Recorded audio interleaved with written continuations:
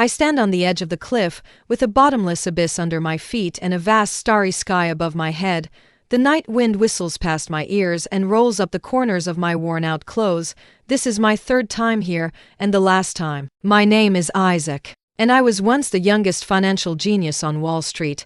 At the age of 25, the fund I managed created a miracle of an annualized return of 300%. Money, status, and reputation came like a tide, and I was intoxicated by it, thinking that this was all there was in life, until that rainy night. I witnessed my mentor James jump off this cliff with my own eyes. There was only one sentence in the suicide note he left. I have the whole world, but I have lost myself. At that moment, I seemed to see my future self. I began to examine this glamorous world. The ringing of telephones in the trading hall, the numbers jumping on the computer screen, and the insatiable desire in the eyes of my colleagues. I found myself like a bird trapped in a golden cage, seemingly having everything, but actually having nothing. I quit my job, sold my mansion, and donated most of my property to charity. This decision shocked everyone, and they said I was crazy, but I knew that this was the first time I was truly sober. I started a long hike. In the Rocky Mountains, I met an old man who lived in seclusion. His wooden house had only the simplest furniture, and a calligraphy on the wall. If you can be content with what you have, your heart will always be happy, and if you have no desires, your character will be noble. The old man told me that he used to be a professor at Harvard University, but chose to live in seclusion in the mountains at the peak of his career. Young man, he said, real wealth is not how much you have, but how much you need. This sentence was like a revelation. I began to understand that I had been chasing the wrong things all these years. We always think that having more can make us happy, but we don't know that desire is a bottomless pit that can never be filled.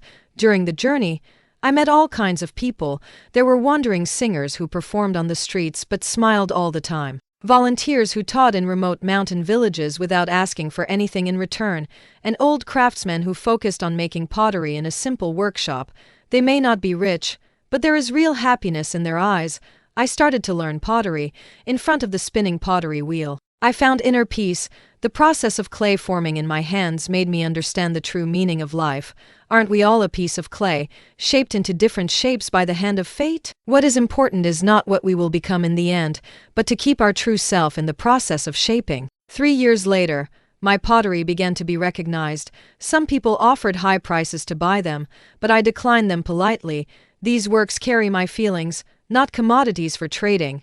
I give them to people who really appreciate them, and seeing the joy in their eyes. That kind of satisfaction is far better than the increase in the number in the bank account. Tonight, I came to this cliff for the last time, not to end my life, but to say goodbye to the past. The moonlight is like water, sprinkling on the wild flowers on the edge of the cliff.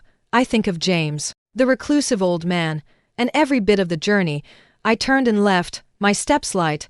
There were only a few changes of clothes and an unfinished pottery jar in my backpack. I don't need more, because I already have the most precious thing, inner peace. Under the starry sky, I walk towards the distance.